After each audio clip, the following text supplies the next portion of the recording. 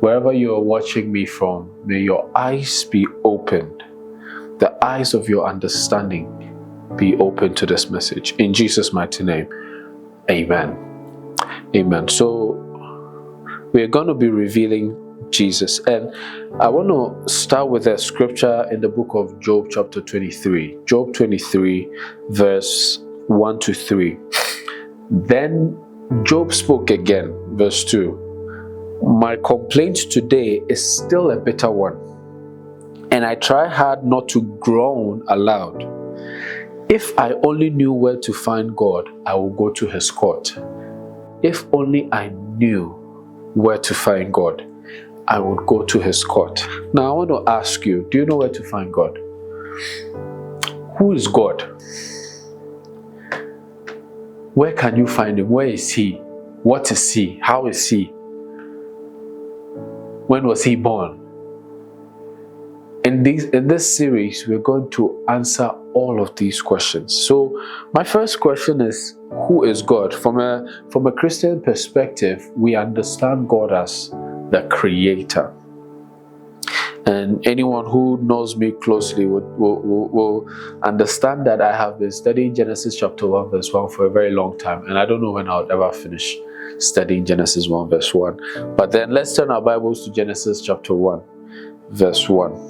Now, it may look as a common scripture to you. In the beginning, God created the heavens and the earth. Now let's unpack it. Someone say with me, we are going to unpack this thing.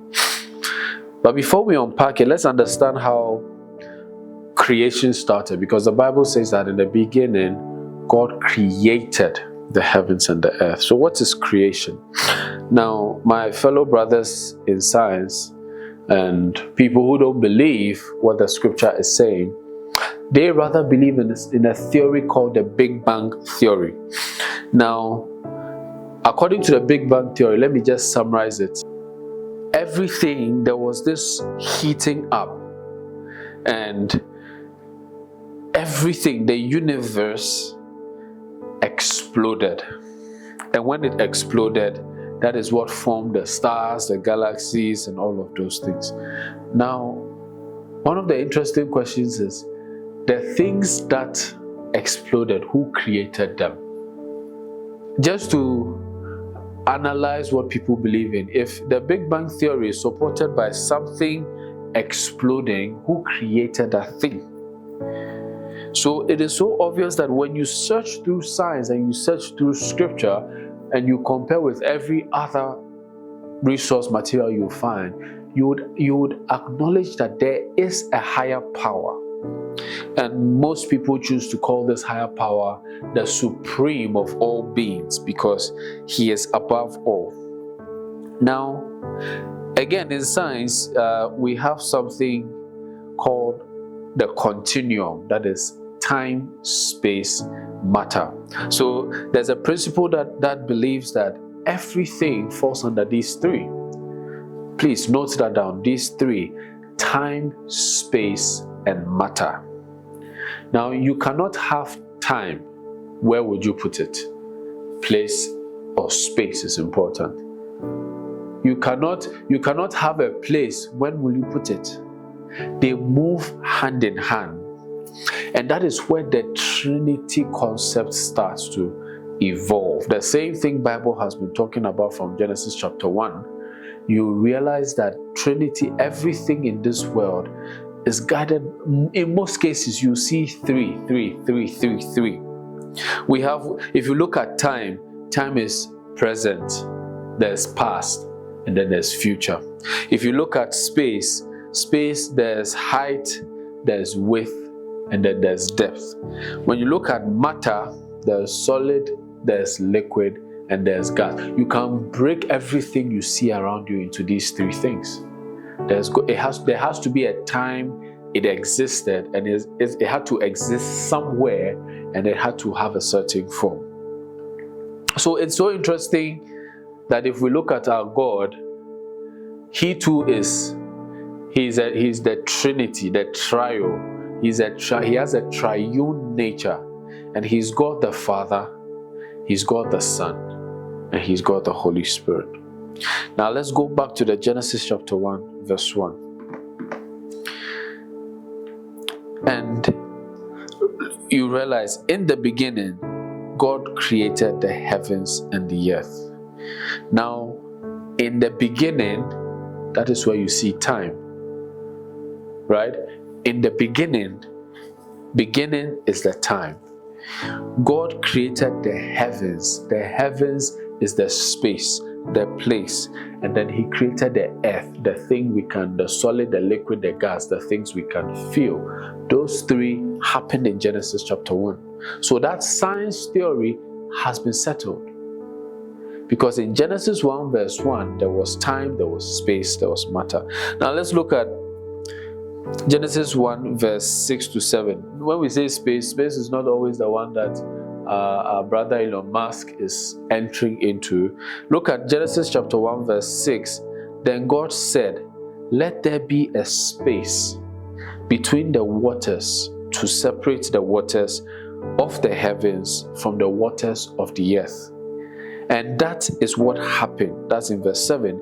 God made this space to separate the waters of the earth and the waters from the heaven. And verse 8, God called the space the sky. It's not Adam who called that place. We believe that Adam named everything in this world. No, not all. Because God named what we know today as the sky. It was God who named it. Because it was a space that separated what? The waters in the heavens and then the waters in the earth. So the Bible, you think about it. I'll allow you to spiral your imagination. But if you think about it, you realize that what? So there are waters. If you go up and you go out there, what you should meet is water. I'm not saying anything, but I just want you to ask, because what we know as the sky is separating the waters in the heavens and the waters in the earth. So we know what the waters on the earth look like. So there's waters in the heaven. You read your Bible. So back to Genesis chapter 1 verse 1. The heavens he created is a name that separates the earth from what is beyond. You know, there's something interesting I want us to understand about God. Now, the person who did the creation, he cannot be inside the creation. Steve Jobs created the iPhone. If you take your screwdriver set and you open the iPhone, you'll not find Steve Jobs inside.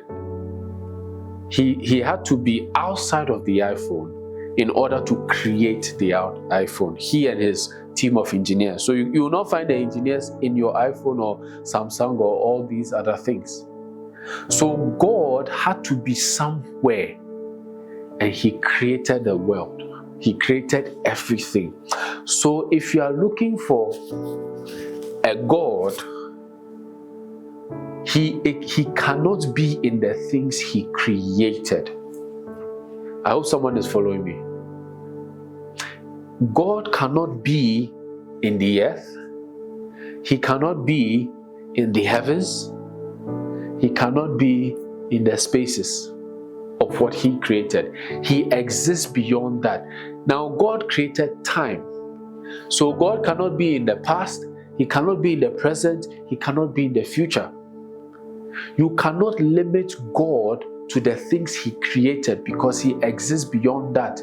You can't measure. Bible says that he has no breadth. You can't measure his length. You can't tell. He cannot have a height. He cannot have a width. He cannot have a breadth. He is God. He is God. So this God, we all know. If you don't know, this is an opportunity for you to learn. We know that he created us in his own what? Image and likeness. And he is also a triune God. Triune, which means he has a three-part nature. That is why he's God the Father, now he's God the Son, and he's God the Holy Spirit. Now let's look at Genesis chapter 1 again, verse 1 to 3. I told you, I've been studying Genesis chapter 1 for 3 years now. I've not finished. In the beginning, God, I'm come to reveal something to you. I hope if you have your Bibles, then you start underlining it. Genesis chapter 1 verse 1, and we go. In the beginning, I'm reading the NLT. In the beginning, God, underline God. He created the heavens and the earth. I've showed you the first person. Verse 2, the earth was formless and dark, and darkness covered the deep waters. And the Spirit of God, underline that part, was hovering over the surface of the waters. Then verse 3, then God said, underline, then God said, let there be light, and there was light. That is the Trinity right there. In the beginning, God, the first person. Verse 2, and the Spirit of God, the second person. Verse 3, then God said, the third person. How can then God said be the third person? Now, for you to understand that, you need to go to John chapter 1, verse 1. Because anytime God speaks, what happens? Or not just, anytime a speech is made, a speech can only be made when words are spoken. So when God speaks, it is His word. So in Genesis chapter 3, then God said that the God speaking was a word. Let there be light. And let's unpack it in John chapter 1 verse 1. It says that in the beginning, the word already existed. So it means that the word of God was before the creation of the world. So the word already existed. The word was with God, and the word was God. Please underline it. And the word was God. I'll come back to that one. Verse 2, He existed in the beginning with God. Verse 3, God created everything through Him, and nothing was created except through Him. Verse 4, the Word gave life to everything that was created, and His life brought light to everyone. Now please, you know the English is a very young language. When Genesis was being written, there was nothing like English. There was nothing like the word God. I hope you understand. There was nothing like the word God in the time of Genesis. Because English is a very young, it's one of the youngest languages you can find in this world. So, what was happening here, what John was trying to tell us was that in the beginning, the word existed. Now, this word is a person. If you read that, if you go down to verse 10, you realize that He came. This is deep. But let's go to 14. I'll come to 10. 14 said that, so the word became human and made His home among us. He was full of unfailing love and faithfulness, and we have seen His glory, the glory of the Father's one and only Son. I hope you're still following me. I hope it's not confusing. The Spirit of God is giving you understanding. Now, the verse 1, it says that the Word was with God. In the verse 14, we realize that the Word was a person. The person became flesh. And can I have a believer who can mention the name of that person? And that person is Christ. So in the beginning, the Word, which was Jesus Christ, was with God. Established. Now, and the Word was God. This part, I believe a lot of people have not really unpacked it. The English could have said, and the Word was also a God. Then it will make sense to some people. Because it's saying that, and the Word was God, is establishing the fact that that Word was God, or was a God, for English purposes' sake. Now, this God, He existed in the beginning with God. So this God was with another God. I hope you understand. So Jesus Christ, as John revealed, he reveals Jesus Christ as God. Not just any other God, but as God. Now this God, Jesus, in the verse 2 of John chapter 1, says that He existed in the beginning with God. So there are two people here speaking. Now, This God, I'm trying to show you the definition. So there is a God on my right who existed with a God on my left. Now, if you come to verse 3, the God on my left that this God existed with created everything through this God. So he created, but he used this God to do the creation. And nothing was created except through him. Now, I'm about to bring this home. Genesis chapter 1 verse 1. In the beginning, God created the heavens and the earth. Now, in the beginning, it was this God who did the creation. That creation was done by what? The Word. So it was Christ Jesus. When you read your Bible in Genesis chapter 1 verse 1, what people didn't understand was, in the beginning, Jesus created the world. Jesus created heaven and earth. If you continue reading, he said that the earth was formless and darkness covered the deep waters, and the Spirit of this God was hovering over the surface of the earth. So when you say the person who said, "Let there be light," it wasn't his Father. You know, Jesus now gives us the explanation when he comes on earth. He says that, "My Father," and you know, he says, "No one has seen God except his only begotten Son." So Moses, you said you saw God. Which God did you see? It wasn't my Father, it was I. So if you read your Bible from Genesis to Malachi, before Matthew, when Jesus was born, anytime you see the English word God did something, it was not his Father who was acting, but it was him acting in the place of his Father. Because nobody has seen the Father except the only begotten Son, because he existed with him in the beginning. In the beginning, it was just them. The devil has never seen his father before. Lucifer has never seen his father. The person Lucifer has seen is Jesus Christ. So if you are afraid of the God that is mentioned in the Old Testament, and you are not terrified about the God-man who came to lay his life down on the cross, then you have missed the big picture. Because the God who parted the Red Sea through Moses was not his father, but it was him. And everything he did it by the instruction of his father. Because if his father was to speak, everything would be destroyed. Nothing on this earth can behold the presence of his father except the Son. That is why, Bible says that Jesus is the express image of the invisible God. Somebody says that God is spirit. The Father is not a spirit. The God that Jesus calls the Father, he is not a spirit. The God who is spirit is Christ Jesus, because he is the Spirit in Genesis and in John.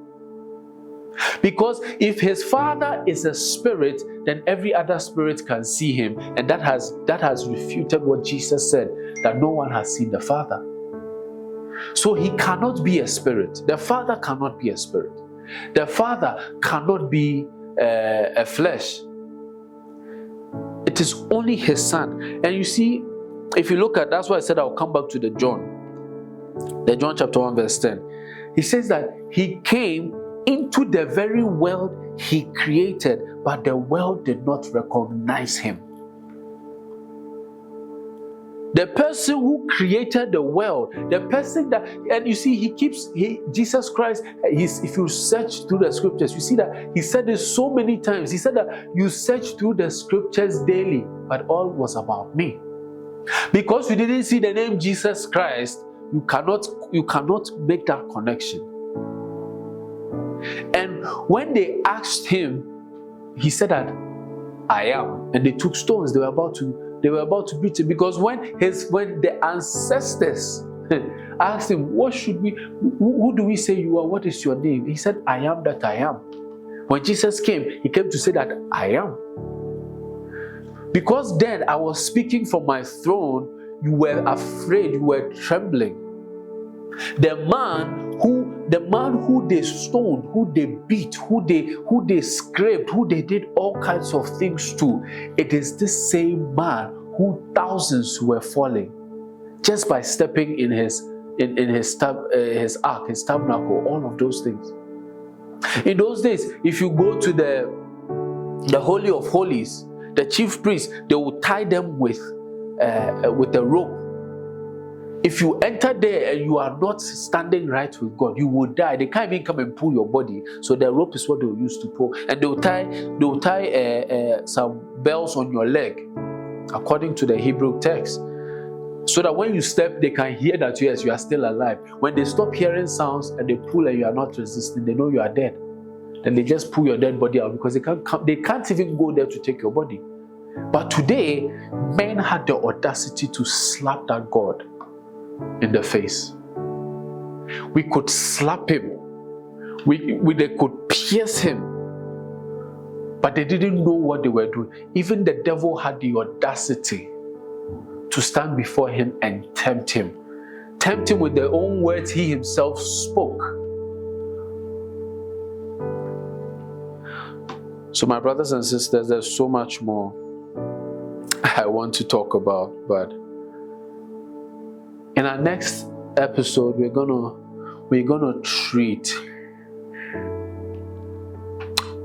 talk about, where is Christ? Where is our God? Where is he?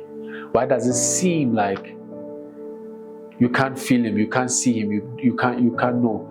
Where is your belief? I hope that this teaching today has changed your perspective. When we say at the mention of the name Jesus, every knee shall bow, it's referring to the fact that from Genesis to Malachi, nobody knew what to call him until he was coming and he gave them a name. His Father gave him a name that is higher than any other name. That at the mention of Yeshua, that is Jesus, every knee shall bow, every tongue shall confess that yes, Christ is Lord. When you read the Bible in the Old Testament, there's a part where it says that, and my Lord spoke to my Lord. These are two gods speaking. I pray this word becomes a blessing in your life. May we not come before God thinking of him as the least in the Trinity. You have no idea who Christ is. And this is a person, a personality who gave his life for you and I.